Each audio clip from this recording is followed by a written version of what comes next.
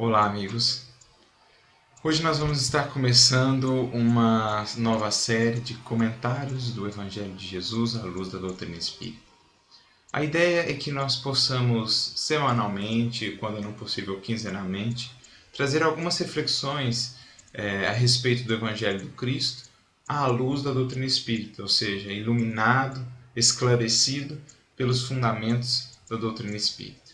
Então, nós pedimos aos bons amigos espirituais que possam nos inspirar, a Jesus, nosso Divino Mestre, que nos inspire, e pedimos a todos vocês que vierem assistir essas reflexões, que possam contribuir, colaborar com as suas reflexões, compartilhando, criticando, sugerindo, enfim, que seja um trabalho coletivo, porque nós todos, em verdade, somos aprendizes e Ele é o nosso grande guia, modelo, a quem nós temos tentado entender para poder então viver.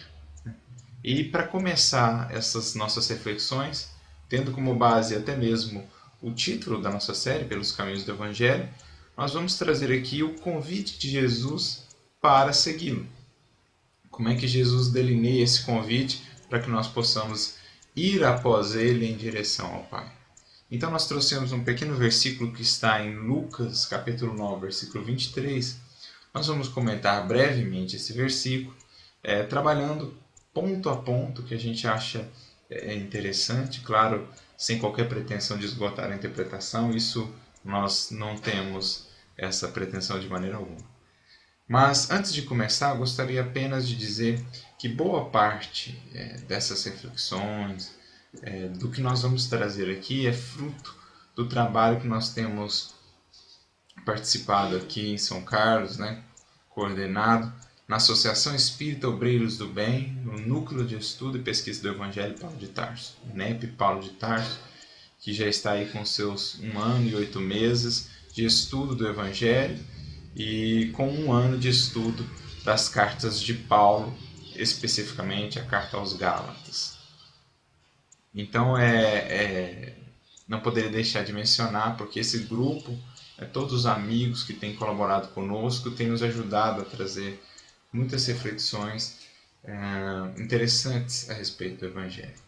Então, para a gente começar a nossa reflexão, no capítulo 9 do Evangelho de Lucas, versículo 23, Jesus diz assim: Se alguém quer vir após mim, negue a si mesmo, tome a sua cruz a cada dia e siga-me. Então, o primeiro ponto que nos chama a atenção, indo pelo método mesmo, o estudo miudinho, que a gente aprende com o Honório Onofre de Abreu, enfim, que nós temos aprendido com o estudo dos NEPs. A primeira palavra que nos chama a atenção aqui é a conjunção se. Porque fica evidente assim, que nós estamos diante de um convite. Jesus não nos impõe nada. Jesus, nem mesmo por amor, poderia violentar de tal maneira o nosso livre-arbítrio a ponto de nos constranger a seguir. Entretanto, para todos nós que já estamos, de certa forma, cansados das desilusões e dos enganos do mundo, para todos nós que já percebemos o quanto o egoísmo e o orgulho nos fazem sofrer, o convite de Jesus nos aparece como uma proposta quase irrecusável. Seguir a Jesus é aquele caminho indispensável de renovação, de transformação, que nos acena com estados de mais paz e de mais equilíbrio interior. Então o se demonstra que é um convite. Você não precisa segui-lo, mas se você já entendeu que Jesus é o caminho da paz, da plenitude interior, então fica aí o chamado. O próximo ponto que nós achamos bonito, é que Jesus usa um pronome indefinido, alguém. Então, estendendo o seu convite à humanidade inteira, Jesus não coloca qualquer condição, não estabelece condição de qualquer natureza. Então, não importa quem seja você, o que você possua, o que você tenha feito ou o quanto você tenha errado, você está incluído nesse alguém. Esse alguém cabe à humanidade inteira. Esse alguém engloba a humanidade inteira. Então isso aqui é bonito de Jesus, porque aqui fica definido e caracterizado o caráter universal e acolhedor do Evangelho. Não importa quem você seja, Cristo te convida a segui-lo. Basta você querer. E assim nós entramos na terceira parte, que é o querer. Se alguém quer vir após mim, ou seja, todas as nossas realizações começam com o desejo de efetivá-las.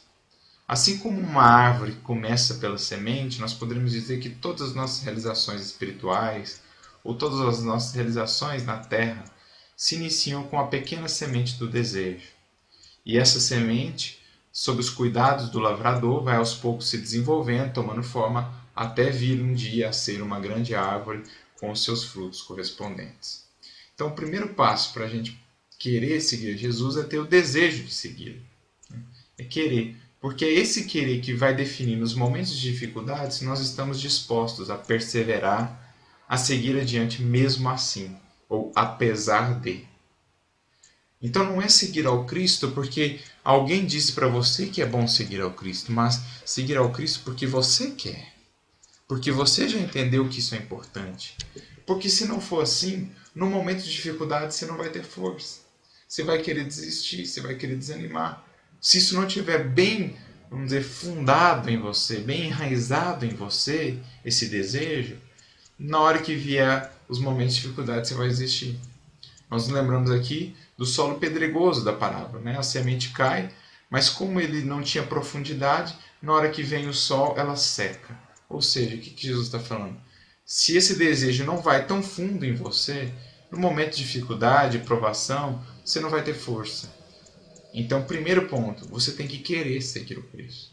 Você já tem que ter entendido o porquê segui-lo, né? E o papel dele na sua vida. E aí vem o próximo passo, né?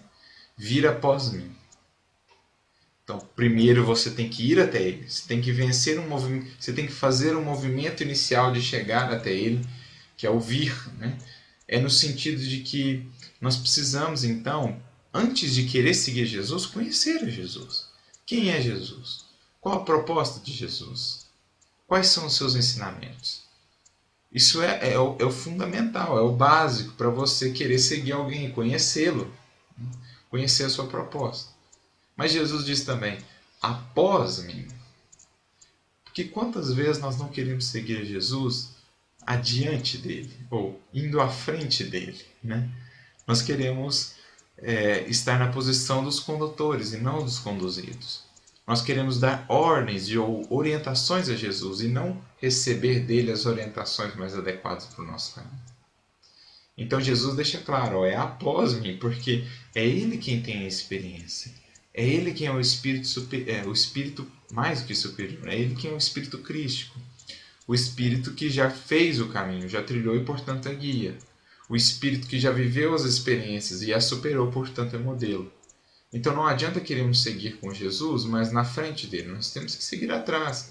É a ordem natural do universo, a hierarquia da solidariedade. Quem sabe mais ajuda o que sabe menos. Quem já avançou mais retorna para ajudar os que estão ainda no começo da jornada. Então é seguir após ele, após o Cristo. Depois ele começa então com as condições para a gente continuar nessa jornada. Nós temos 3 condições. Primeiro, negue a si mesmo. Nós não devemos ver aqui, nessa orientação de Jesus, nenhuma apologia ao desamor ou à baixa autoestima. Pelo contrário, né? Jesus nos orienta que, se nós quisermos amar o próximo, nós temos que amar primeiro a nós mesmos. Mas nós temos que reconhecer que um dos motivos ou um dos fatores que mais atrasa a nossa jornada espiritual são os nossos caprichos, a nossa rebeldia. Então, quando nós queremos impor a nossa vontade à vontade divina, isso gera muitas complicações em nosso caminho. Então Jesus diz, negue a si mesmo, ou seja, não a sua vontade, mas a vontade divina. Não tente impor a sua à vontade de Deus, porque Deus é a vontade ou é a sabedoria infinita do universo. Então ele sabe mais do que você. Ele sabe o que é melhor para você. Então negue a si mesmo, negue os seus caprichos. Abra mão deles para abraçar a vontade divina, porque a vontade divina é sempre o melhor para ti mesmo e para todos que te circundam. Então essa é a primeira condição para a gente continuar seguindo. A segunda condição, tomar a sua cruz a cada dia. Ora, Jesus está dizendo que o caminho não é fácil, mas que o caminho vale a pena. E o que são essas cruzes para nós, espíritos ainda muito distantes das faixas sublimadas de evolução? Nós podemos pensar nessas cruzes no plano íntimo. No plano íntimo elas são o quê? A própria convivência com as nossas imperfeições e tendências inferiores.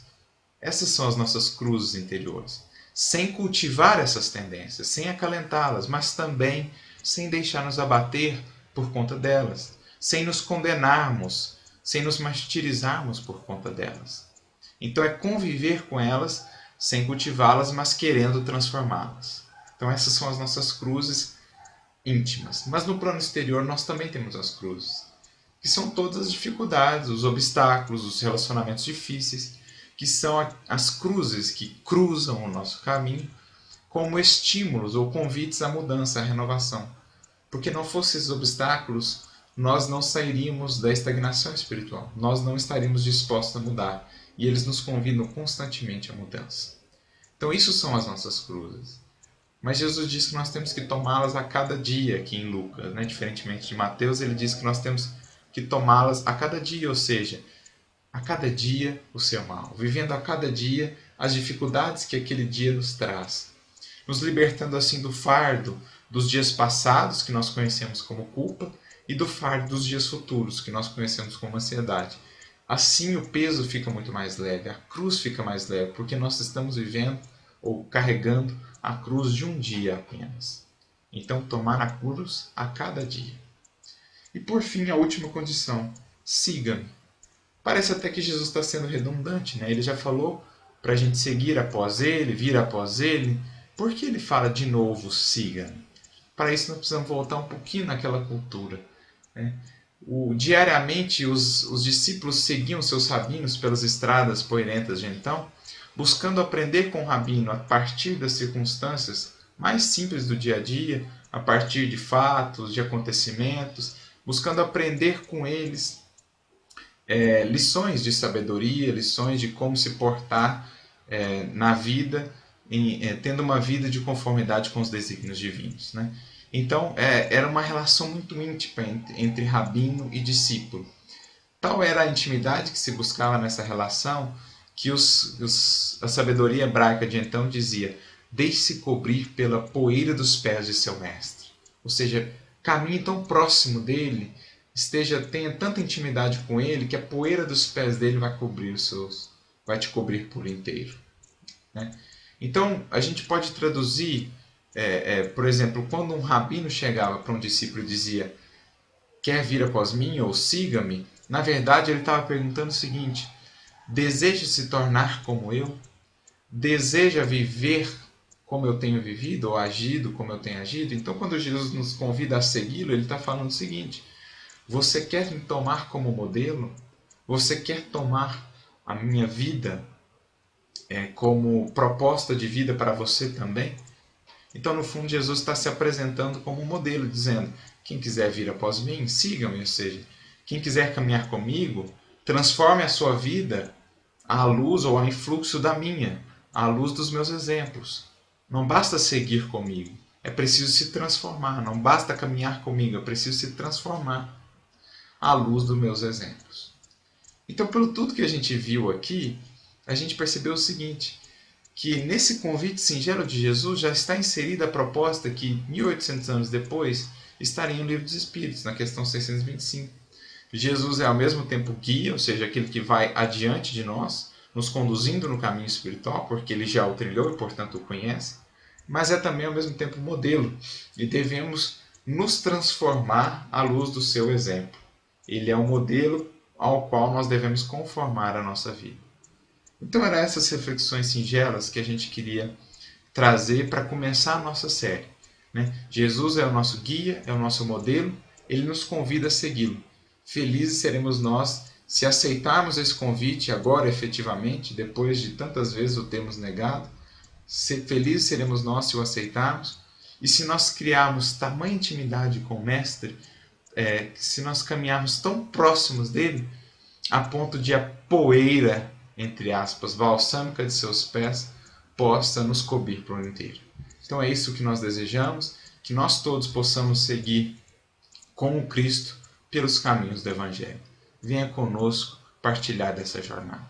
Que Jesus nos abençoe, que Jesus nos guie e que Jesus seja sempre a nossa meta maior. Muita paz a todos. Que assim seja.